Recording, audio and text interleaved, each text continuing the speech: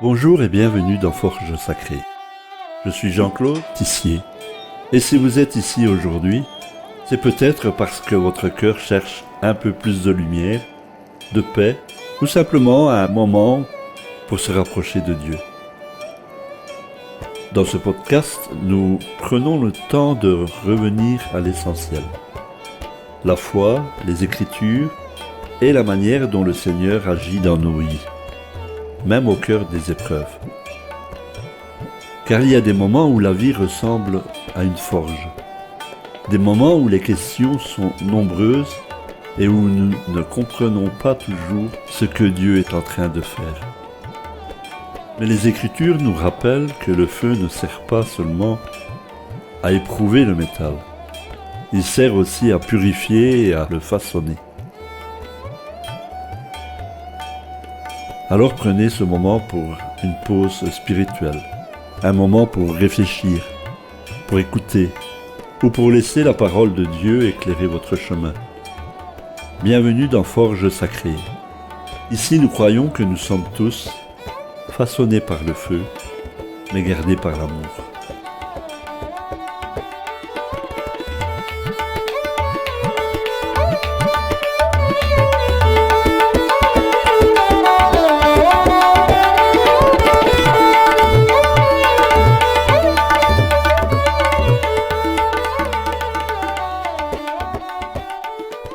Aujourd'hui, j'aimerais commencer par quelques questions simples. Que faisons-nous lorsque la vie ne ressemble plus du tout à ce que nous avions imaginé? Le feu brûle, le métal résiste, et au milieu de la chaleur, quelque chose se façonne. Ce n'est pas une métaphore, c'est ce qui arrive à tout un peuple dans le désert, lorsque Dieu lui demande de dresser une tente. Non pas un palais, une tente, pour que sa présence habite au milieu d'eux. Pas de mur de pierre, pas de fondation éternelle, du bois d'acacia, des peaux, du fil bleu, pourpre et cramoisi. Une demeure que l'on démonte et que l'on remonte à chaque étape du voyage.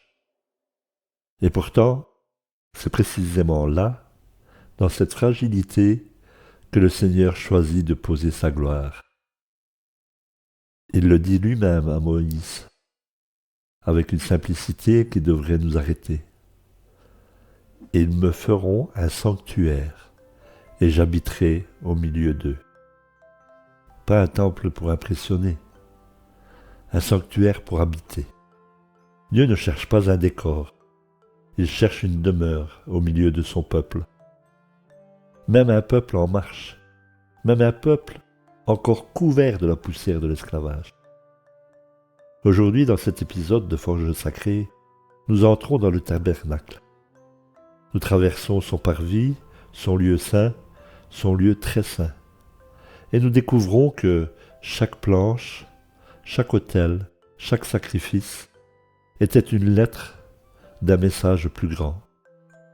Un message qui ne trouverait son sens complet que des siècles plus tard, sur une colline appelée Golgotha.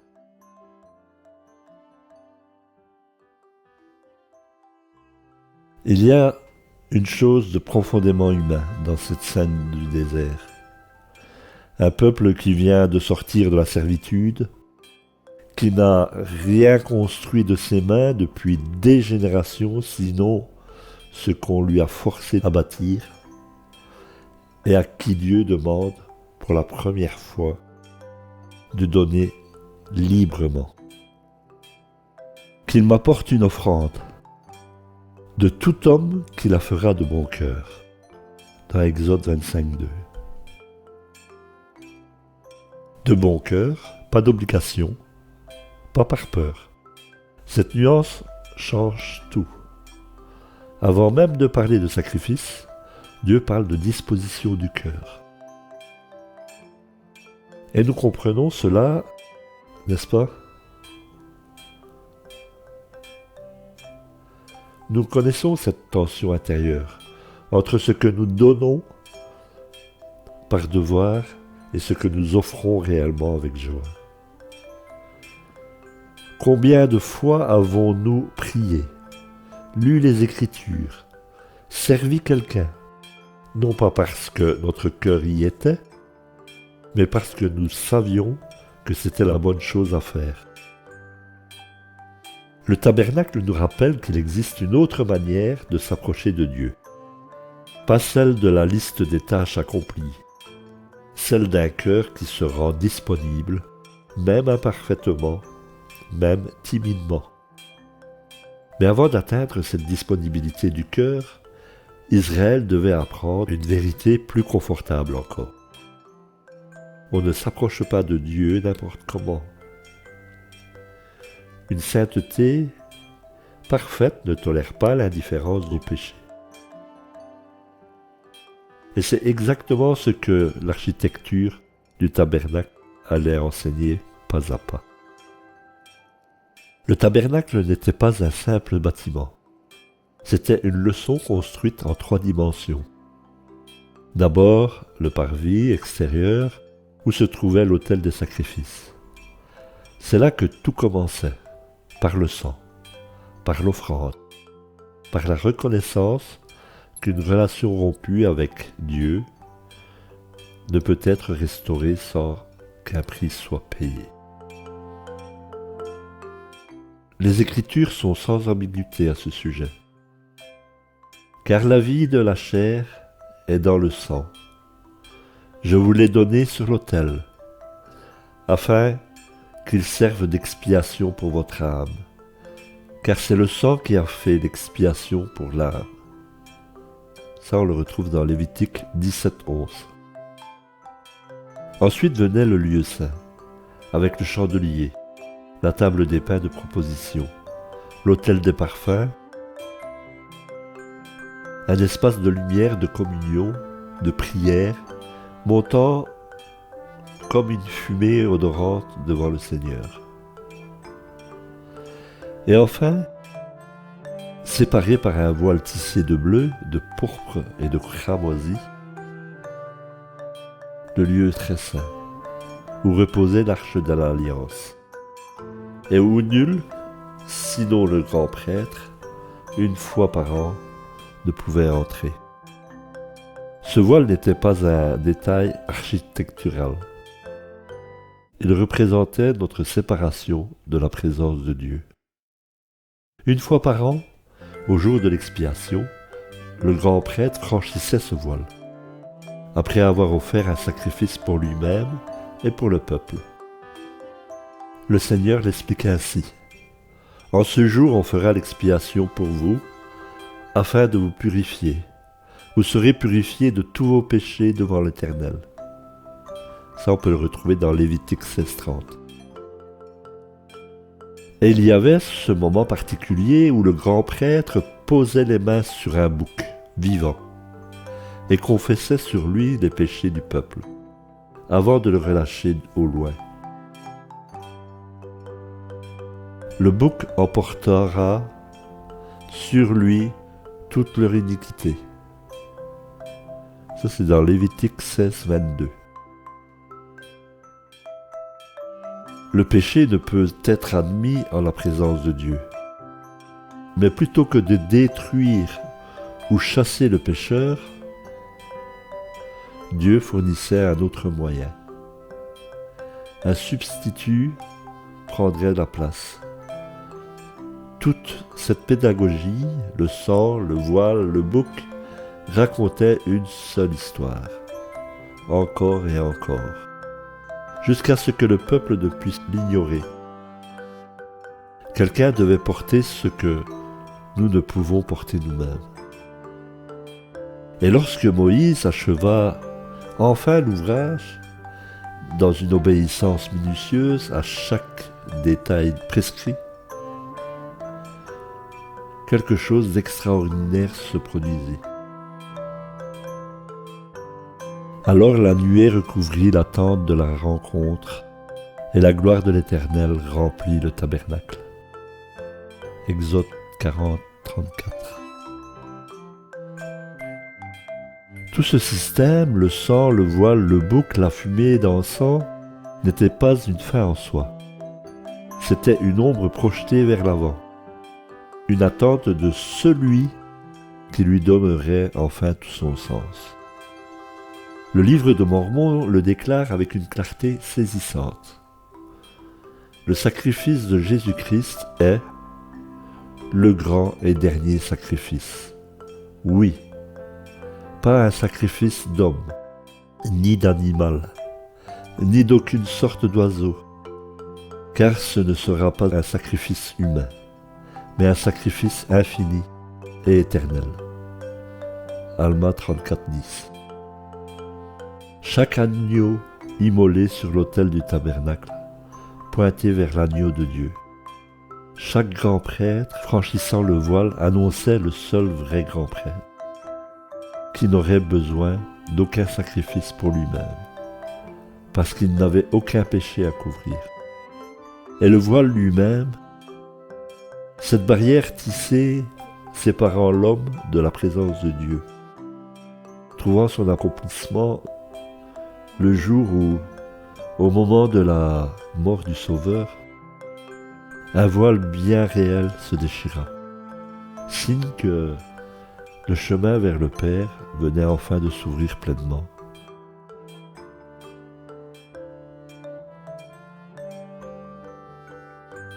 Ce que des générations de prêtres répétaient chaque année, le Christ l'a accompli une fois pour toujours. Et c'est ainsi que le tabernacle cesse d'être une vieille histoire pour devenir une invitation personnelle. Car si le voile est tombé, alors la présence de Dieu n'est plus réservée à un seul homme, une fois par an, dans la peur. Elle est devenue accessible à travers le Christ, à quiconque vient à lui avec le cœur sincère, façonné par le feu, gardé par l'amour. Nous n'offrons plus d'agneau sur un autel de bronze, mais le principe du sacrifice n'a pas disparu. Il s'est simplement déplacé. Le Seigneur a révélé par l'intermédiaire de Joseph Smith ce qu'il attend désormais. Le Seigneur exige le cœur et un esprit bien disposé. Doctrine et Alliance 64-34. Et dans le livre de Mormon, le Sauveur ressuscité enseigne au peuple de Néphi: vous m'offrirez en sacrifice un cœur brisé et un esprit contrit. Ça c'est dans 3 Néphi 9-20. Voilà l'autel d'aujourd'hui. Non plus un lieu où l'on dépose un animal, mais un lieu intérieur où l'on dépose ce qui nous sépare de Dieu. Une rancune entretenue depuis trop longtemps, une habitude qu'on sait incompatible avec l'esprit, une fierté qui refuse de demander pardon, une peur qui dirige nos choix en silence. À première vue, cela ressemble à une perte, mais c'est exactement l'inverse. Lorsque nous cessons de nous accrocher à ce qui nous éloigne de Dieu, nous découvrons qu'il remplit peu à peu l'espace laissé vacant. Comme la gloire de l'Éternel remplissait autrefois le tabernacle. Une fois l'ouvrage achevé, selon ses instructions. Le Christ ne nous demande pas un sacrifice impossible. Il nous demande l'unique chose que nul autre que nous ne peut lui donner: un cœur disposé. Comment vivre concrètement à ce que le tabernacle enseigne? Peut-être en commençant par reconnaître qu'il existe en chacun de nous, un parvis, un lieu saint et un lieu très saint. Un espace public que tous voient. Un espace plus intime, réservé à quelques-uns, et un espace secret où seul Dieu et nous-mêmes savons vraiment ce qui s'y trouve. Cette semaine, peut-être pourrions-nous nous arrêter à chacun de ces niveaux dans le parvis. Qu'est-ce que je laisse voir de ma foi à ceux qui m'entourent? Dans le lieu très saint, quelle place réelle accordai-je à la prière et à l'étude des Écritures, au-delà de l'apparence? Et dans le lieu très saint, le plus intime, qu'est-ce que je continue de cacher, même à Dieu, alors que le voile par le Christ a déjà été déchiré? Le tabernacle n'a jamais eu pour but de nous écraser sous le poids de notre indignité. Il a été conçu pour nous montrer pas à pas qu'un chemin existe. Et ce chemin aujourd'hui porte un nom: Jésus-Christ. Le désert n'avait rien d'hospitalier. Pas d'ombre durable, pas de mur protecteur, pas de sécurité visible. Et c'est précisément là, au cœur de cette vulnérabilité, que Dieu a choisi de dresser sa demeure. Peut-être traverses-tu, toi aussi, un moment qui ressemble à ce désert. Un moment d'incertitude, de fatigue ou de distance avec le sacré. Le tabernacle te rappelle une vérité simple mais immense. Dieu n'attend pas que ta vie soit stable, achevée, parfaite, pour venir y habiter. Il a toujours préféré la tente fragile au palais, inaccessible. Le voile est tombé, le chemin est ouvert, et le feu qui consumait autrefois les sacrifices sur l'autel ne te demande plus la vie d'un agneau, il te demande ton cœur. Accroche-toi, la gloire qui remplissait le tabernacle dans le désert peut encore remplir une vie aujourd'hui, façonnée par le feu, gardée par l'amour.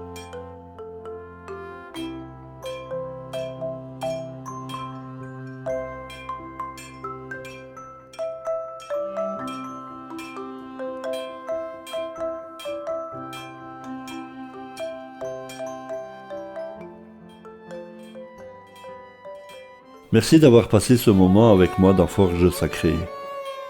Si cette histoire a touché votre cœur, je vous invite à prendre quelques instants de silence et à réfléchir à la manière dont Dieu agit peut-être déjà dans votre vie. Parfois, ce que nous appelons une épreuve est en réalité un travail invisible du Seigneur dans notre âme. Si ce message vous a aidé, vous pouvez soutenir ce projet simplement en partageant cet épisode ou en l'envoyant à quelqu'un qui traverse une période difficile. Et si vous souhaitez continuer ce chemin spirituel avec nous, vous pouvez suivre Forge Sacrée dans les prochains épisodes. En attendant, souvenez-vous de ceci. Même lorsque la vie ressemble à une forge, Dieu est encore à l'œuvre. Parce que nous sommes tous façonnés par le feu, mais gardés par l'amour. À très bientôt dans Forge Sacrée.